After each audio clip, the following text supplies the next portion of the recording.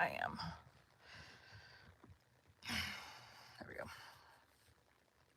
I don't want my mic pointed here. I want it pointed at my mouth. All right, now I think we have quite a few short chapters, so I'm probably going to do 4. Actually, I'm going to do 2, and then I have a couple auditions I want to do, and then I might jump back in and do 2 more. We'll see how long the auditions are. Today we'll be continuing. Oh my god. It just went boop. Today we'll be continuing Les Miserables by Victor Hugo. Chapter 9. New Troubles. When the hour came for him to take his departure from the galleys, when Jean Valjean heard in his ear the strange words, "Thou art free," the moment seemed improbable and unprecedented. The moment seemed improbable and unprecedented.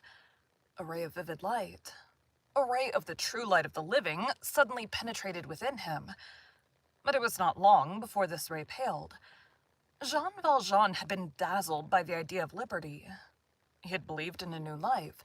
He very speedily perceived what sort of liberty it is to which a yellow passport is provided, and this was encompassed with much bitterness. He had calculated that his earnings during his sojourn in the galleys ought to amount to 171 francs. It is but just to add that he had forgotten to include in his calculations the forced repose of Sundays and festival days during 19 years, which entailed a diminution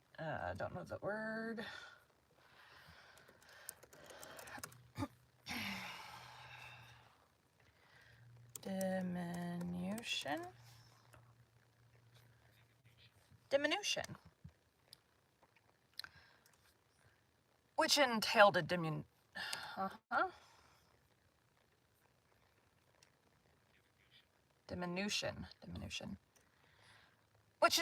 diminution of about 80 francs. At all events, his hoard had been reduced by various local levies to the sum of 109 francs 15 sous, which had been counted out to him on his departure. He had understood nothing of this, and had thought himself wronged. Let us say the word robbed. On the day following his liberation, he saw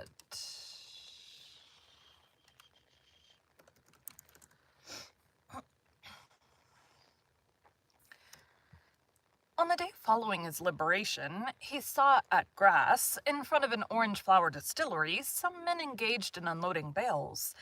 He offered his services. Business was pressing. They were accepted. He set to work. He was intelligent, robust, adroit. He did his best. The master seemed pleased. While he was at work, the gendarme passed, observed him, and demanded his papers. It was necessary to show him the yellow passport.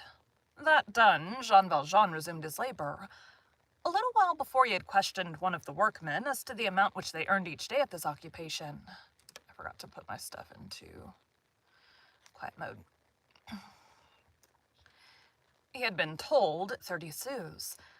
When evening arrived and he was forced to set out again on the following day, he presented himself to the owner of the distillery and requested to be paid. The owner did not utter a word, but handed him 15 sous. He objected. He was told, "That is enough for thee." He persisted.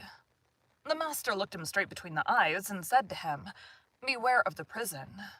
There again he considered that he had been robbed. Society, the state, by diminishing his hoard, had robbed him wholesale. Now it was the individual who was robbing him at retail. Liberation is not deliverance. One gets free from the galleys, but not from the sentence. That is what happened to him at Grasse. We have seen in what manner he was received at D. Thank you for joining Bite at a Time Books today, while we read a bite of one of your favorite classics. Again, my name is Bree Carlile, and I hope you come back tomorrow for the next bite of Les Miserables. Thanks, guys.